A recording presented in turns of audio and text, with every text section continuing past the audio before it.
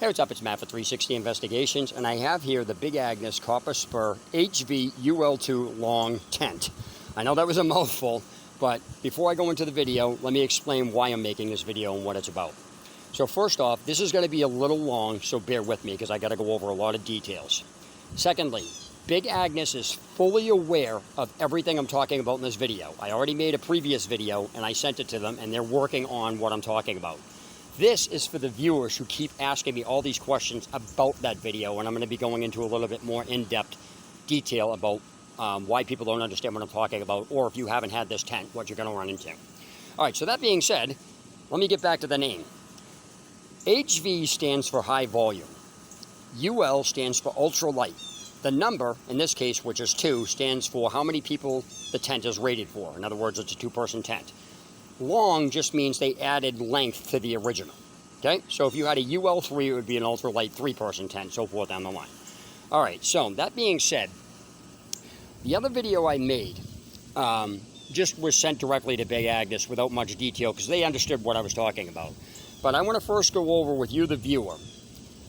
When you purchase a product, a company is required to tell you not only all the features on it, but how to use those features. There are people who protect companies or defend them, brown-nosing the companies. Well, you can look this up online. Bullshit. The company made the product. They are responsible for telling you. It is not your job as a consumer to go traipsing all over the internet, going back to stores, getting all this information. You paid for the tent. You are entitled to the instructions and the usage of it. One of the problems companies have is they do in-house testing, or they only do stuff with themselves. Therefore, it gets drilled into their head. They know how to use it, and then they apply that to the average person, and the average person is not in their mind. So that brings me to the point of what I'll be talking about in this video. There's the guideline situation, which I'll be going over last because there's a lot more to that than what I went in the other video, and then I'm going to be going over the vestibule area. And so, first things first. In the tent bag, there were some extra cords here. That has to do with the guideline, but I just want to bring this up first. There were some extra cords, and there were 4 of them. Since there was no mention about what those were for, I assumed that they were just extra replacement parts, because some companies do that. Apparently, somebody told me, no, they're not replacement parts. I said, well, what the hell are you supposed to do with them? Which brings me to the point on this comment.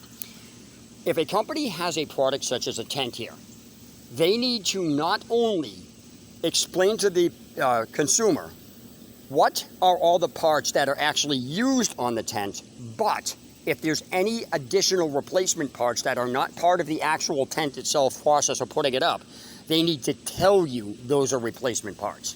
As it stands now, every part that came with this tent is used on the tent somehow. So, basic 101, company puts out a product, they not only need to tell you all the features on it, but they need to explain to you how to use it, and they need to show you all of the features on the tent being used. That's a problem, because they only show bits and pieces of stuff. So that being said, let me start off with the vestibule. Now, people are asking me, how in the world did I screw this up? Let me explain. I don't listen to outside sources. The company made it, the company puts the instruction, I follow what the instruction that the company says, regardless of how silly you think that sounds. The company says, stake out the vestibule. The vestibule is built into the rainfly. The vestibule has 2 parts. It has a zipper which opens up here. Now, you cannot, let me go on the other side here. You cannot put a tent stake into these orange loops because that is the zipper. If you put a tent stake in, you can't unzip it because the tent stake is holding the zipper down. That leaves these other 2 gray pieces, sorry. These gray loops. Now, when you say stake the vestibule down, you are taking both of these loops, putting them out, and you're putting a stake through it. Now, why this is important is because the way this tent is set up is you want the rainfly tight. It's built off of tension, so you want to tighten it. Not too tight it rips, but you want to tighten it. And that's how the principle of this tent works, or pretty much most tents. The reason for doing that is the rainfly keeps the rain from hitting the tent itself, because if this is saggy and you have rain hitting it, it's going to go in this, eventually get through, go on the tent, and then leak inside the tent. So tenting 101 with the rainfly is you want to make sure that the rainfly is away from the tent, which is what this does. Now, the problem with this is, since you can't put the stake inside the orange pieces, you wouldn't be able to zip up the zipper, you have to put them through the only other loops that are there. You pull this tight, as you can see, and then you stake it out. This is now taut. The problem with this is that now you can't lift up this side of the vestibule because just like you wouldn't be able to unzip the zipper, it's attached to the spike, or the spike is holding it in place. It's to keep it taut. If you take the spike out, it's no longer taut, which defeats the purpose of the rainfly. So for those of you wondering why the hell I did that, it's because it says stake out the vestibule, not stake out a side of the vestibule. So the first problem that they need to correct is, if you only stake out one side, they need to not only state that, but they need to state which side it goes through. You can say, oh, it's common sense. I don't care. That's not the point of this. Now, when I brought this up to this is actually in my video, but I didn't go into it this much in depth. I was told by one of the customer service reps to look at the pictures. Well, I got news for you. All of the pictures after this point, all of the pictures have this somehow lifted straight up as an awning, which you can't do because the stake is preventing this side from being lifted up. Furthermore, you can't roll this way because it's stuck. The videos, or whatever it is, shows the entire thing has one side completely open, so you have a complete open space with a vestibule. You cannot do that because of how the stake is in the tent. You can't set, either they have the wrong picture or they screwed the instruction up. Now you can say I'm being petty or not. That isn't the point. The company says I did, period. Now, if the company doesn't want this, again, they need to specify this, because the only possible way you can have that side open is if one of these sides is not staked, and that's not what the instructions say to do. Furthermore, when I pointed all this out, and it's in the video, since I didn't go into in depth, I don't think the young woman understood exactly what I was talking about, because as it stands, I should be able to get in the tent without hitting this. This should not even be in the way of this door. This whole entire section should be open. And that brings me to the point on, if you don't have to stake both sides, why is there a loop on both sides of this, or on each side? If this vestibule is only supposed to be staked out on one side, it would only have one loop on one side. It makes no sense on why they have a loop on this side. That is not explained. If you want to argue about the awning, I don't give a crap. They don't explain that this is here. The only reason I know about the awning is because the picture shows it, but it doesn't actually mention it in the instructions. I can pull the instructions out and show you them on screen that came with this tent. It's not in there. So the point here is that you either have to keep it taut or you don't. Now, that brings me to the point on these. There were 4 extra of these inside the bag. Now, apparently these are actually used for the awning. That brings me to the point on the guideline situation, because these and this all have the same exact problem. Let me explain. Now, in my previous video, I pointed out that this is too long. The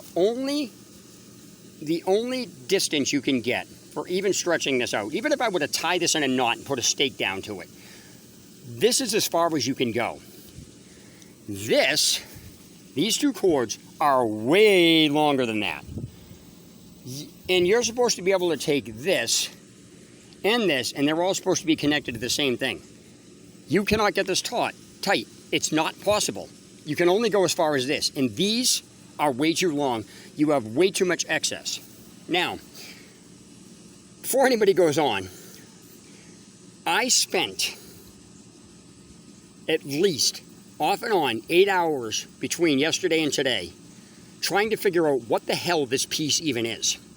I have found variants of all sorts of things about tensor, stoppers, whatever you want to call this thing. This thing has no name. I don't know what the hell. Oh, I shouldn't say that. It has a name.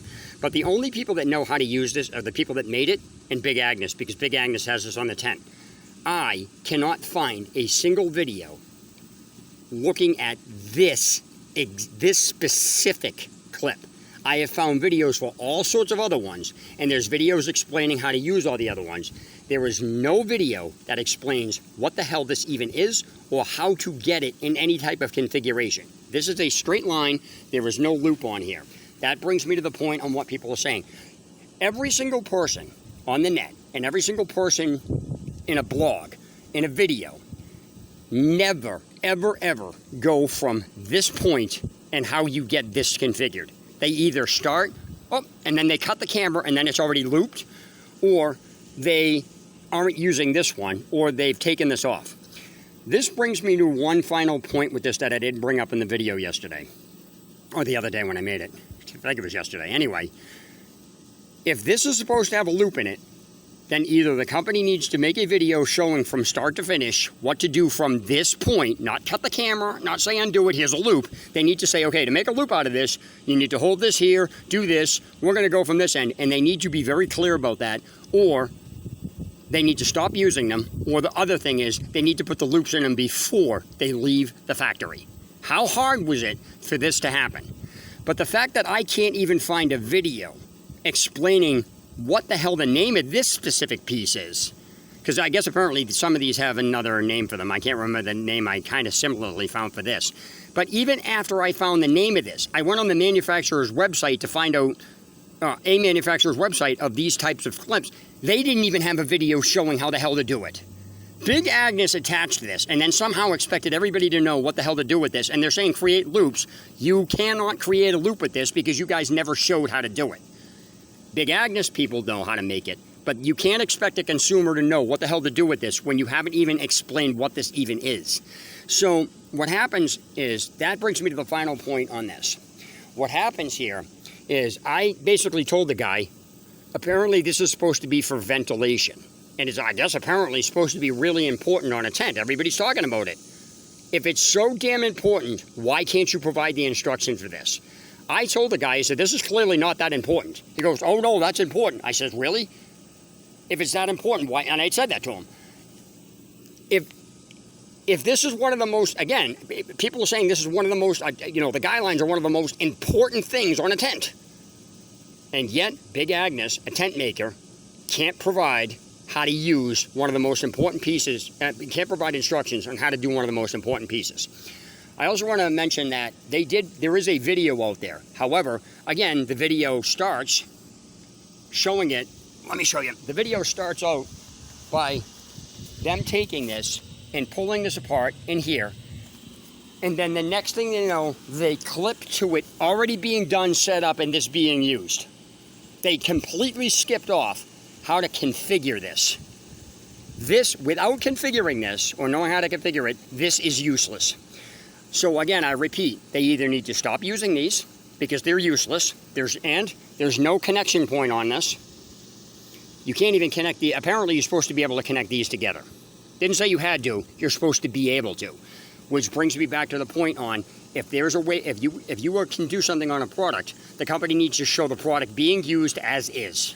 And what you can do with it. Not what you might not want to do with it. But if the company says you can connect these together, they need to show you how the hell to do that. Right now, you can't do that because these are three separate pieces. Either A, they need to stop this, B, remove those and not put them on, or B, they need to put loops on them before they leave the factory, and then that should do it. I don't understand how anybody does not get how dumb it is to have something like this be so important, not explain it, and then not at least allow the consumer a way to figure it out. So, one final thing with the guidelines, because I'm beating a dead horse with this, is upon my research, or searching up what this thing was, I found blogs, posts, videos from years ago, 10 years ago up to now, where people, Reddit posts, Quora posts, all sorts of posts, YouTube videos, saying, what is this? And it's all from Big Agnes. People are like, oh, I found these on the bottom of I found these on my tent line. What are these for? Somebody's like, oh, I didn't even know what those were for. I never used them. Really? So this isn't a problem with just me. This is a problem. And so, again, Big Agnes is fully aware of this. They're working on this. So I will keep you updated on what's going on. But I just want to point out that if I can't get an answer for this, I'm going to send this back to Big Agnes along with those. They're going to put the loops in them and send it back to me. I'm also going to go on the phone with them today and find out every single feature that is on this tent. Let me explain one thing I found out that's not mentioned. Apparently, I found this out through sheer by happenstance. Apparently, this is a vent. Really? How would anybody ever know that that's a vent? I just thought it was part of the design. Somebody's like, well, didn't you see this? It's part of the design. It's like I just figured it was a flap there. There was no mention of what this is for, why you would use this, why it's on the rainfly, or what to do with it, or why it's there. None. And this is what I'm talking about, these features. I can't stand when I get something, and then a year down the line, I found out a feature. If I didn't come across that video, I wouldn't have even known enough to even ask what this is, because I have no curiosity point on it. So I would have been using this tent, probably sweating profusely in it, and eventually what would happen is somebody said, well, did you ventilate it?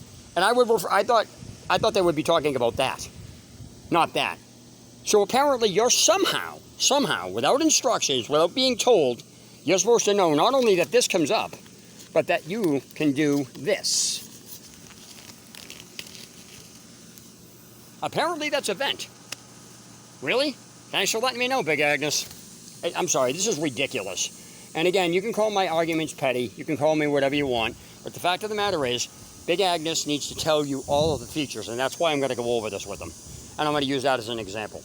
So, one final thing, I know I kept going on this, but this right here, apparently the hookup on this that I couldn't find is somehow on the inside of this that I couldn't even see.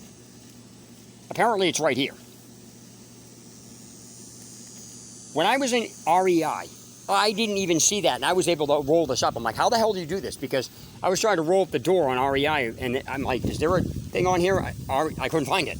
So apparently one of the young woman in customer service said, yeah, you can't see that unless you roll the door up, which I find completely ludicrous. So anyway, that's it. I'm rambling on, but that's about it. Sorry for taking the time, but I needed to go into in-depth video for everybody to understand what's going on here. All right, that's it. Map 360 Investigation signing out. Have a good one.